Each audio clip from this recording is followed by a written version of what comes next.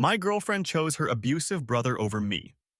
He tried to kill me, so I made sure he'd never walk again. The nightmares always start the same way. I'm back in that valley, surrounded by dust and screams, the air thick with smoke. Then comes the whistle, that goddamn whistle that haunts me even when I'm awake. The mortar lands 30 yards away, but it might as well be inside my skull. I wake up gasping, sweat-soaked sheets twisted around me like restraints. Another night, another battle fought in my dreams. The doctors call it PTSD. I call it the price of coming home. My name is Nathan Reeves, former Special Forces, discharged after taking shrapnel from a mortar round that should have killed me. Sometimes I wonder if dying would have been easier than this half-life I'm living now. The small town I grew up in looks exactly the same, but I'm the one who changed. Main Street still has that faded charm. People still nod and smile, but their eyes linger a beat too long. They see something different in me now. Then I saw her, Jessica, standing outside Miller's grocery, sunlight catching her honey blonde hair just like it did back in high school. For a second, I forgot about everything. The war, the nightmares, the hollow feeling in my chest. "Nathan Reeves," she said, with that smile I'd carried with me across oceans. "I heard you were back." Something about the way she looked at me, not with pity, not with fear, made me feel human again. We got coffee and she told me about her life, nursing school, a brief marriage, and Lily, her 3-year-old daughter who has her mother's eyes and smile. It wasn't long before I was spending most evenings at their small apartment. Jessica cooked dinner while I colored pictures with Lily, who seemed to accept me without question. For the first time since coming home, I felt like I belonged somewhere. "You're good with her," Jessica said one night after I'd tucked Lily in. "She makes it easy," I replied, not mentioning how Lily's innocent trust terrified me. What right did I have to any of this? We were curled up on her worn sofa when we heard it, heavy footsteps on the stairs outside. My hand instinctively reached for the gun at my ankle. "Jess," a man's voice, slurred and desperate. "Open up! It's your brother!" Jessica tensed. "That's not my brother," she whispered. "That's Brandon. He's just someone I used to work with. I helped him once when he was in a bad spot." The pounding continued. I moved toward the door, gun at my side. When Jessica opened it, I saw him. Dirty clothes, bloodshot eyes darting around the room. "Hey, sis," he said, ignoring me. "I need a place to crash, just for a couple days." Jessica hesitated, glancing at Lily's room. "Brandon, it's midnight. Please," he begged, voice cracking.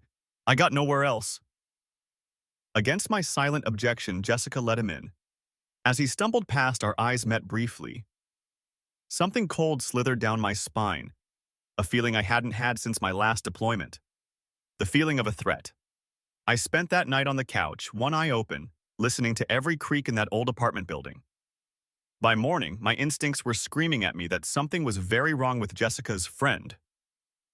Brandon made himself comfortable over the next few days. Too comfortable.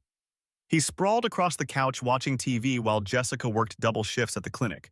When she came home exhausted, he'd bark orders like she owed him something. "Jess, I'm starving. What's for dinner?" He'd call out before she could even set her purse down. "There's leftover pasta in the fridge," she'd say, dark circles under her eyes. "Nah, I want something fresh. Make me a sandwich or something." The first time it happened, I nearly lost it, but Jessica shot me a warning look. Later, she pulled me aside. "Please don't make this harder. He's going through a rough patch." "He's taking advantage of you," I argued. She sighed. "It's just for a few days, Nathan. I owe him." "For what?" Jessica looked away. "He helped me when Lily was born, when no one else would." I wanted to ask more, but something in her expression told me to drop it. Still, I watched Brandon closely. He disappeared most nights without explanation, returning at dawn smelling of cheap whiskey and something else, something that made the hairs on my neck stand up. Gunpowder. One morning, I caught him watching me as I helped Lily with her breakfast. His bloodshot eyes followed my movements, calculating, assessing. When our eyes met, he quickly looked away, but not before I saw something there. Recognition, maybe. Like he knew what I was. The next day, I spotted a knife handle peeking out from his jacket pocket when he thought no one was looking. Not a pocket knife, but a tactical blade. The kind you don't carry unless you're expecting trouble or planning to cause it. That night, after Jessica had gone to bed, Brandon cornered me in the kitchen. "You think you're special, don't you? playing house with Jess and the kid. I continued washing dishes, ignoring him. I see right through you, soldier boy, he sneered, getting closer. You think the war's over, but it's not. Not for guys like us. That made me turn. We're nothing alike. He laughed, a hollow sound. You keep telling yourself that. Before I could answer, he shoved a plate at me. Clean this too while you're at it. Do it yourself, I said, turning to leave. What happened next was pure reflex. I sensed movement behind me and started to turn, but too late. Brandon slammed into my back, sending me flying toward the stairwell just outside the apartment door.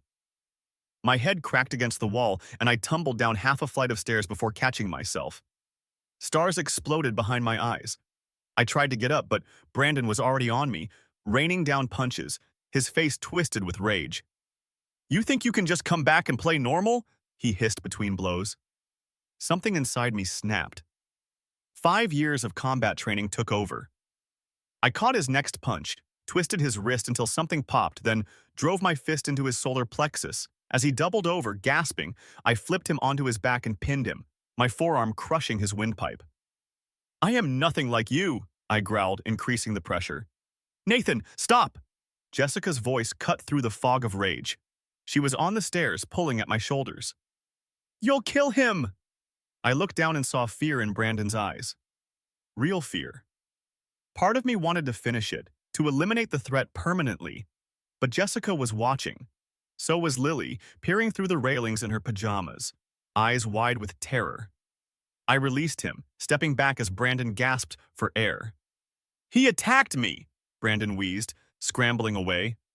Your boyfriend's a psycho. He just snapped. Jessica looked between us, confusion and horror on her face. Mrs. Winters has a security camera, she said finally, pointing to the neighboring apartment. It covers the stairwell. Brandon's face changed then, just for a second. Calculation replaced terror. Whatever, he spat, getting to his feet. This isn't over. As he limped back upstairs, Jessica turned to me, her voice barely a whisper. What the hell is going on? The next morning, I woke up on Jessica's couch with a pounding headache and a lump the size of a golf ball where my head had connected with the stairwell wall. Every muscle screamed as I forced myself to sit up. None of that mattered. All I cared about was keeping Jessica and Lily safe from whatever Brandon was planning. Jessica was quiet at breakfast, avoiding my eyes as she packed Lily's lunch. The tension in the air was thick enough to cut with a knife. Brandon didn't emerge from the spare room, probably nursing his own injuries. I'll drive you to work, I offered, trying to maintain some normalcy. Jessica just nodded, her movements mechanical as she grabbed her purse. I dropped her off at the clinic, then took Lily to daycare, trying my best to smile and keep things light for her sake. At the construction site where I'd been working since returning home, my boss Mike took one look at my face and pulled me aside. Jesus Christ, Reeves, what the hell happened to you? It's nothing, I muttered, grabbing my hard hat. Mike blocked my path. That doesn't look like nothing. That looks like somebody tried to cave your skull in. After some pushing, I gave him the short version of what happened with Brandon. Mike's face darkened. You need to call the cops, right now. That kind of trouble doesn't just go away. I can handle it, I insisted. No, you can't, Mike said, his voice dead serious. I've seen this before. Guy like that, he's not going to stop. He'll turn the whole situation around on you if you let him. I shook my head. If I call the cops, Jessica will blame me. She already thinks I escalated things. Then you're going to regret it, Mike warned, but let me get to work. By the time I returned to Jessica's that evening, something had changed. I felt it the moment I walked through the door. Jessica was sitting at the kitchen table, her eyes red-rimmed. Brandon was beside her, his arm draped protectively around her shoulders. He shot me a look of pure triumph. Everything okay? I asked, setting down the groceries I'd picked up. We need to talk, Jessica said quietly. Brandon stood up. I'll give you two some privacy. I promised to read Lily a bedtime story anyway. As he passed me, he whispered, just loud enough for only me to hear. Game over, soldier. Once he was gone, Jessica couldn't even look at me. Nathan, I think we need some space. The words hit me like a physical blow. What are you talking about? This situation, it's too complicated, she said. Brandon's been telling me things, and you believe him? I asked incredulously. He says you're dangerous, that what happened on the stairs was just the beginning. She finally looked up at me, with fear in her eyes. He says men who've been through what you have, they snap sometimes, hurt people they love. I felt like I was drowning. Jessica, he's manipulating you. He attacked me. I know what I saw, she whispered. You had your arm on his throat. You could have killed him. After he pushed me down the stairs, I was struggling to keep my voice level. Check the security footage. Mrs. Winters said her camera wasn't recording that night, Jessica replied. Of course it wasn't. Brandon had probably made sure of that. Jessica, please, I tried again. He's playing you. Can't you see that? She shook her head. It's not just that, Brandon. He's been in Lily's life since she was born. He was there when her father left us. He's the only male figure she's had until you came along. And that gives him the right to treat you like garbage, to threaten me. Jessica wiped away a tear. He gave me an ultimatum today. Either you go, or he leaves permanently. He'll cut off all contact with Lily. So you're choosing him? I couldn't believe what I was hearing. I'm choosing what's best for my daughter, she said, voice breaking. Brandon has issues, I know that. But he's family to Lily. I can't take that away from her. The room seemed to tilt around me. Everything I'd built over the past few months, the peace, the sense of belonging, the hope for a future, all of it collapsing in an instant. Jessica, please think about this, I begged. This man is dangerous. He's not who you think he is. Before she could answer, Lily came running into the room in her pajamas, Brandon trailing behind with a self-satisfied smirk. Nathan, she cried, launching herself into my arms. I caught her automatically, holding her close. Hey, princess, I managed, my throat tight. Are you staying for movie night? She asked, her innocent eyes shining with hope. I looked at Jessica, who silently shook her head. Not tonight, sweetheart, I said, setting her down gently. Lily's face crumpled. But you promised we'd finish our puzzle. Lily, Nathan has to go now, Jessica said softly. No, Lily grabbed my hand. I want Nathan to stay. It's okay, Lil, Brandon cut in. Uncle Brandon is here. We'll finish the puzzle together. I don't want you, Lily shouted, tears streaming down her face. I want Nathan. I knelt down to her level, fighting back my own emotions. Hey, it's okay. I just need to go away for a little while.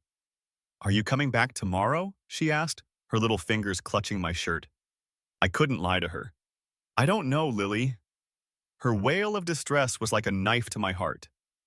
Jessica picked her up as she began to sob, but Lily reached for me over her mother's shoulder. Nathan, don't go. Please don't go. I grabbed my jacket and keys, unable to look back as I stepped out the door. As it closed behind me, I heard Brandon's voice. It's okay now. He's gone. Standing in the cold hallway, listening to Lily's muffled cries, I had never felt more alone. I had lost everything, again. I spent the week after being kicked out of Jessica's life in a fog. My apartment felt empty, my chest hollow. I called Jessica 3 times, but she never answered. On the 4th day, she texted, "Please stop calling, we need space." Space. As if what we had could be fixed with time apart.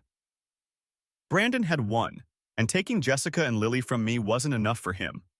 The harassment started with late-night phone calls. My phone would ring at 2 a.m., and when I answered, there'd be nothing but silence, maybe breathing, then a click. Next came text messages from unknown numbers. Watching you or sleep tight, soldier.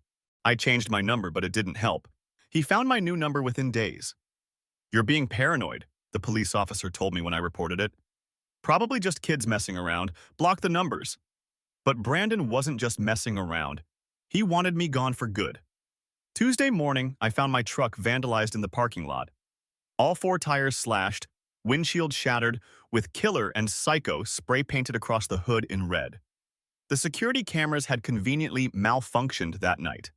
The repair estimate? $2,500. Money I didn't have. When I filed a police report, they took notes, made sympathetic noises, and did nothing. No witnesses, no evidence, no case. I started sleeping with a baseball bat beside my bed. Installed new locks. Became hyper-aware of my surroundings, watching every car that drove past my building too slowly, every stranger who looked at me twice. Mike, my boss, was understanding at first, giving me time off to deal with the truck situation. But as I grew more agitated, showing up to work with bloodshot eyes from lack of sleep, his patience wore thin. "Look, Reeves," he said after I nearly hit a coworker who startled me, "I think you need help. Professional help. Talk to someone at the VA." I nodded, promised I would, but we both knew I was lying. The VA couldn't protect me from Brandon. The fire happened exactly 1 month after Jessica ended things. I was cleaning my gun on the couch when I smelled something strange, like gasoline, but sweeter. Then I heard liquid splashing against my front door. Training kicked in. I rolled off the couch onto the floor, gun in hand, just as a whooshing sound filled the air and orange light flared through the window. The hallway outside my apartment was engulfed in flames. A Molotov cocktail thrown right at my door. If I'd opened it to investigate the smell, the sprinkler system activated, dousing the flames before they could spread too far. The fire department arrived minutes later, followed by police. This time, they took it seriously. "You have any enemies?" a detective asked, notebook ready. I gave them Brandon's name, address, everything. They promised to follow up. The next day, Jessica called. "What the hell did you do?" Her voice was cold, accusatory.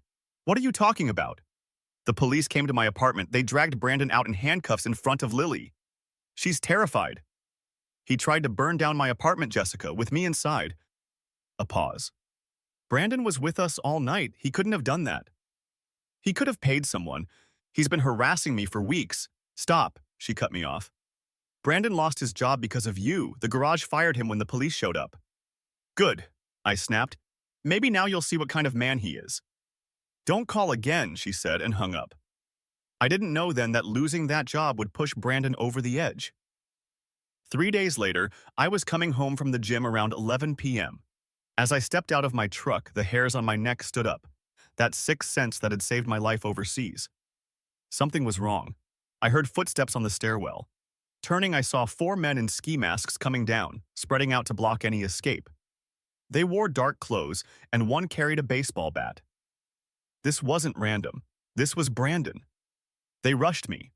I landed a solid punch on the first one, but the others were on me before I could follow through. A blow to the back of my head made the world spin. They dragged me toward my apartment door. One of them had a key, my key. They shoved me inside, the door slamming behind us. 4 against 1 in a confined space. Bad odds, even for me. "Brandon says hello," one growled, swinging the bat. I ducked, the bat shattering my lamp instead of my skull. As it passed over me, I caught the man's arm and slammed him into the wall, but the others were moving in.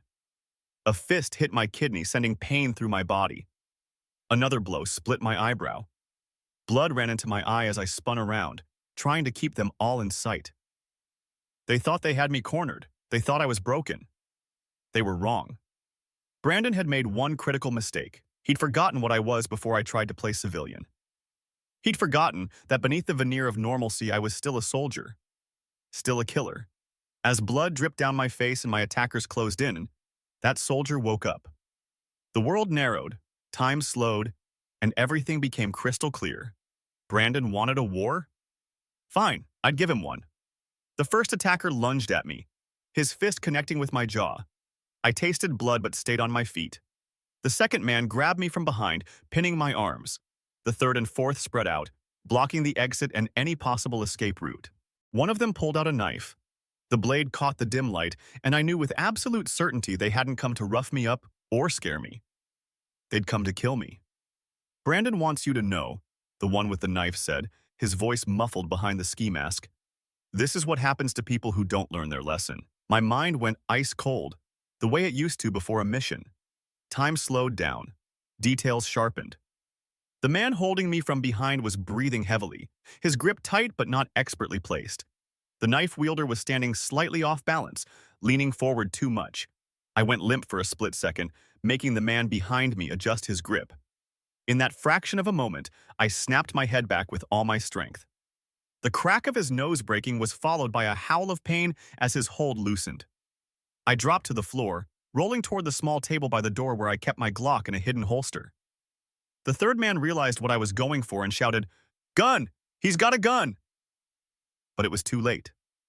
My fingers closed around the grip, muscle memory taking over as I flipped off the safety and brought the weapon up. 14 seconds. That's how long it took from the moment I reached the gun until it was over. The first shot caught the knife wielder in the chest. He dropped like a stone. The second shot hit the man who'd been holding me as he charged forward. Center mass, just like I'd been trained. No hesitation, no mercy. The third man froze, eyes wide with shock behind his mask. I put 4 rounds into his chest before he could even raise his hands. The fourth man turned to run, reaching for the door. I took aim at his back. That's when I saw it. The edge of a tattoo peeking out from beneath his mask at the nape of his neck. A distinctive design I'd seen before, when Brandon had reached up to grab something from a high shelf in Jessica's kitchen. The same one who'd threatened me, who'd tried to burn me alive, who'd taken everything from me. "Brandon," I said, my voice unnaturally calm. He spun around, ripping off his mask, his face contorted with rage and fear. "You're dead. You hear me? I fired 3 times. The first shot hit him in the side, spinning him halfway around. The second caught him in the spine as he twisted. The third punched into his abdomen as he fell. He collapsed to the floor, screaming in agony, hands clutching uselessly at his wounds. Blood pooled beneath him, spreading across my worn carpet. I kept my gun trained on him as I moved closer, watching him writhe. His legs weren't moving at all. "You can't move your legs, can you?" I asked, knowing the answer. "That second shot hit your spine." His eyes widened with realization, then filled with tears of pain and rage. "Finish it," he gasped. "Just fucking finish it." I considered it. One more bullet, and the man who'd tried to destroy my life would be gone forever. My finger tightened on the trigger, but then I saw something else. Brandon living the rest of his life paralyzed, dependent on others for everything. Brandon explaining to Jessica what he'd been doing in my apartment with 3 armed men. Brandon facing charges for attempted murder. "No," I said, lowering the gun slightly. "You get to live with this." I called 911, then applied pressure to the worst of his wounds. I wasn't going to let him die. Death would be too easy. When the police arrived, they found 3 dead bodies, Brandon bleeding but alive, and me sitting calmly on my couch, gun unloaded and placed visibly on the coffee table. The next hours passed in a blur. Paramedics, police statements, evidence collection. I answered every question truthfully. Security footage from the building's recently repaired cameras showed the men forcing their way into my apartment. The survivors of Brandon's crew, faced with serious charges, quickly turned on him, revealing how he'd hired them to take care of his problem. They took me to the station but released me by morning. "Clear case of self-defense," they said. The detective who'd investigated the fire shook my head as I left. "Next time, listen when we tell you someone's dangerous." 2 days later, as I was cleaning up the last traces of blood from my apartment, there was a knock at my door. I tensed, hand automatically reaching for my gun before I remembered it had been confiscated as evidence.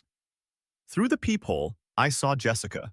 She stood in the hallway, arms wrapped around herself, looking smaller somehow. When I opened the door, her eyes immediately went to the bruises on my face, the cut above my eye. "Is it true?" she asked, her voice barely audible. "What they're saying about Brandon?" I nodded, stepping aside to let her in if she wanted. She didn't move. "He's paralyzed," she said, "from the waist down, permanently." "I know," I replied. "He told the police everything about the harassment, the fire, how he—" Her voice broke. "How he manipulated me against you." I said nothing. There was nothing to say. "I'm so sorry, Nathan," she whispered, tears spilling down her cheeks. "I should have believed you." Part of me wanted to comfort her, to say it was okay. But it wasn't okay. It would never be okay again. "How's Lily?" I asked instead.